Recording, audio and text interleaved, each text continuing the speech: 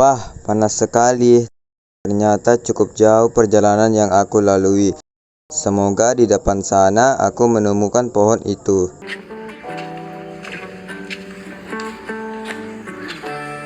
Sepertinya pohon itu yang kucari.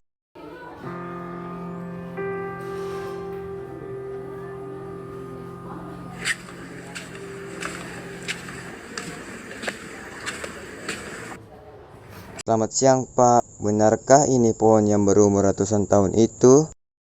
Ya, benar sekali, dan aku adalah penjaga pohon ini. Syukurlah, akhirnya aku menemukan pohon ini. Ada apa dan apa yang kau inginkan?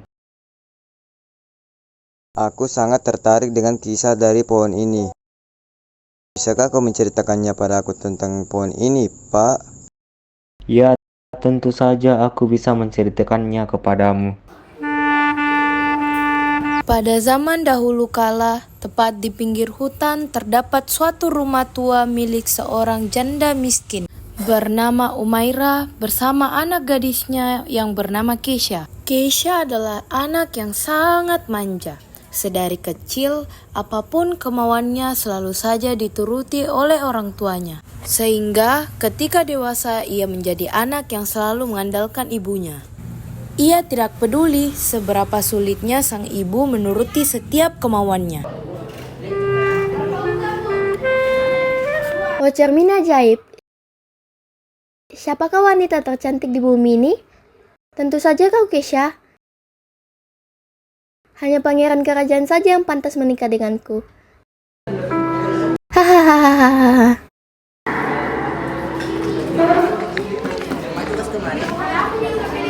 Anakku Keisha, bisakah kau menolong ibu nak mencari kayu bakar untuk dijual?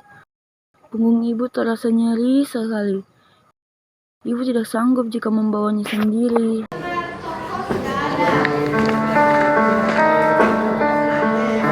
Mengapa ibu selalu saja tiba-tiba masuk ke kamarku sih? Seharusnya ibu mengetuk dulu pintu kamarku. Aku tidak bisa, Bu. Nanti tanganku yang halus ini menjadi kasar. Terkena seret dari kayu yang tajam itu. Lagi pula bukankah ibu sudah terbiasa mengambil kayu bakar sendirian? Tapi nak, Sekali lagi aku katakan, aku tidak mau, Bu.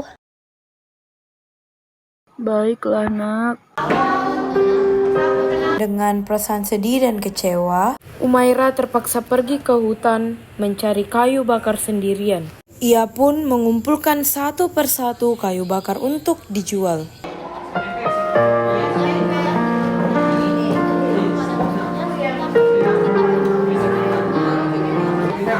Aduh, musim hujan sudah mulai datang. Kayu bakar mulai sulit dicari. Ditambah lagi, punggungku sudah mulai sakit-sakit seperti ini.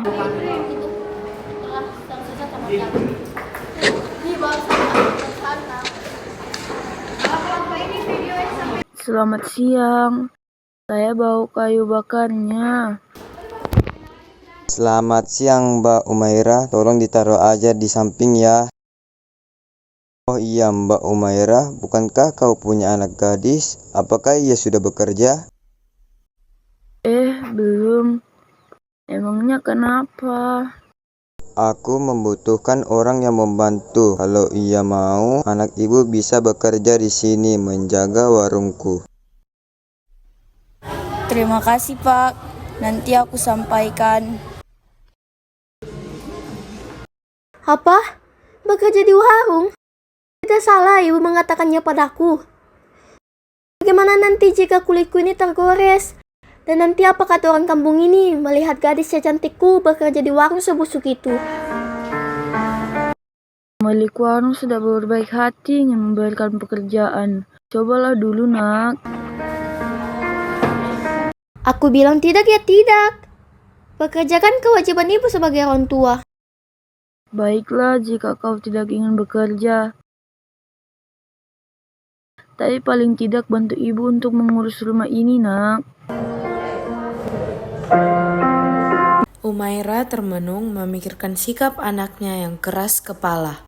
Ia merasa menyesal sudah terlalu memanjakan Keisha sedari kecil. Hingga ia dewasa, Keisha tumbuh menjadi gadis yang sombong dan angkuh, yang hanya memikirkan kepentingan dirinya dan penampilannya setiap hari. Umaira sangat mengkhawatirkan masa depan anaknya kelak ia sudah tidak ada.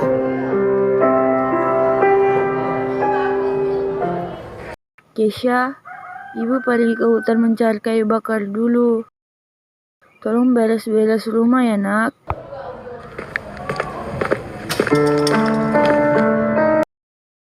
Ih, baju ibu bau sekali dan sangat kotor. Ku cuci bajuku sendiri saja. Punya ibu biar ibu yang cuci. Ini juga jorok sekali. Kenapa ibu habis masak tidak langsung dicuci sih? Duh, merepotkan saja. Kalau begini terus, tanganku bisa keriput seperti nenek-nenek.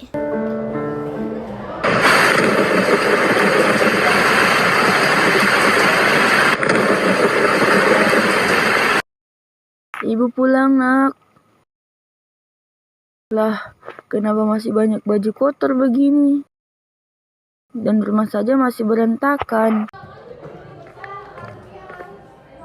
Ibu ini, setidaknya aku sudah mengurangi pekerjaan ibu. Mulai saat ini, aku akan mencuci bajuku sendiri. Dan baju ibu harus ibu sendiri mencucinya. Dan sekarang aku lapar. Karena seharian ini aku beres-beres rumah. Ibu pulang bawa makanan kan? Ibu hanya bisa membeli singkong, nak. Tidak apa-apa ya. Masa putri cantik sepertiku hanya makan singkong saja? Bagaimana jika badanku kurus kering? Tapi nak, uang ibu tidak cukup membeli beras. Ya, aku tidak mau tahu. Kalau perlu ibu kan bisa meminjam uang saja. Pada keesokan harinya, mereka berdua bermaksud pergi ke kota untuk meminjam uang dan membeli beras kepada Dato' Amar dengan berjalan kaki. Nak, tunggu ibu nak. Banyak tanah becek yang berbahaya jika dipijak. Cepatlah bu, kalau tidak buru-buru nanti keburu malam dan hujan. Umaira pun berjalan dengan hati-hati sepanjang jalan. Sampai akhirnya mereka tiba di kota dan tiba di rumah Dato' Amar. Ayo, nak. Kita masuk. Kita temui Datuk Amar. Aku tidak mau. Kalau untuk berhutang, ibu saja sendiri. Baiklah, kalau begitu, nak. Kau tunggu di sini sebentar ya. Tanpa sengaja, datanglah seorang teman Keisha dan menghampirinya. Hai Putri Keisha, sedang apa kau di sini? Aku sedang mengantarkan pembantuku membeli beras.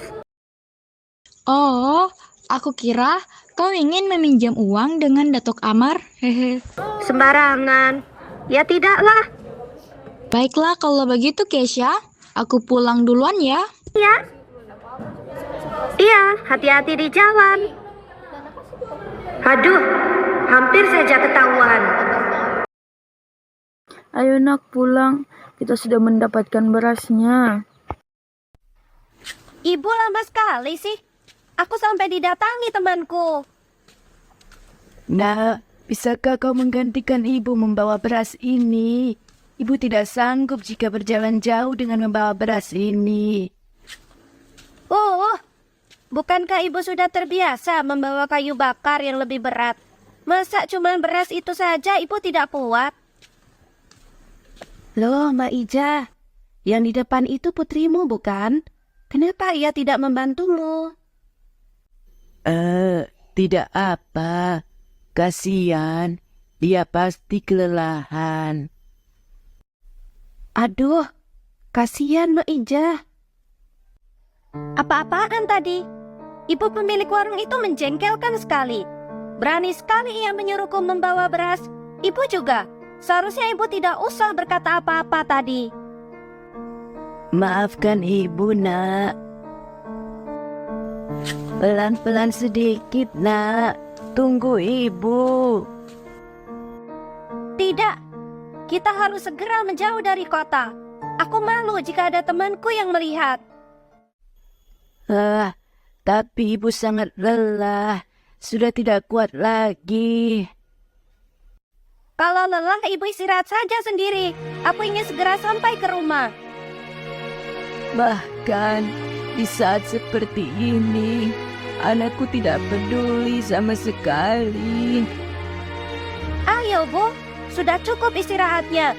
Nanti keburu malam. Iya, Nak.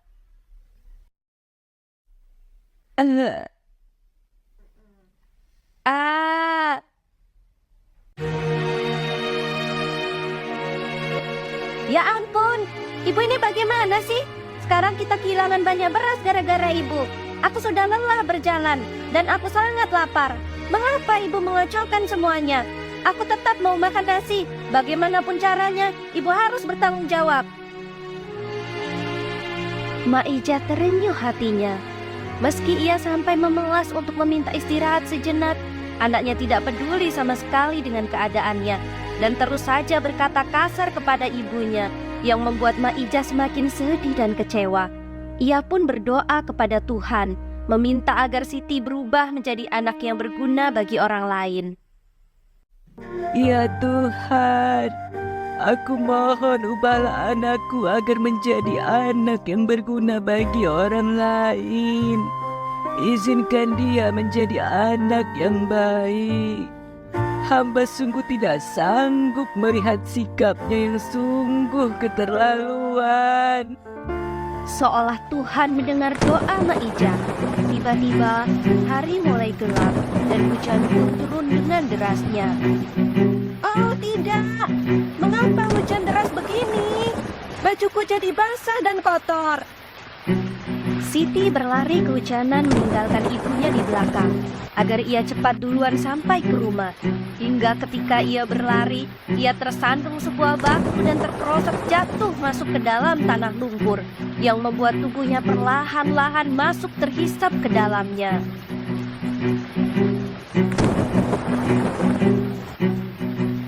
Aduh! Oh tidak, Ibu! Tolong aku! Kakiku tidak bisa digerakkan. Aku akan tenggelam di lumpur ini, Bu. Tolong aku, Bu. Ibu!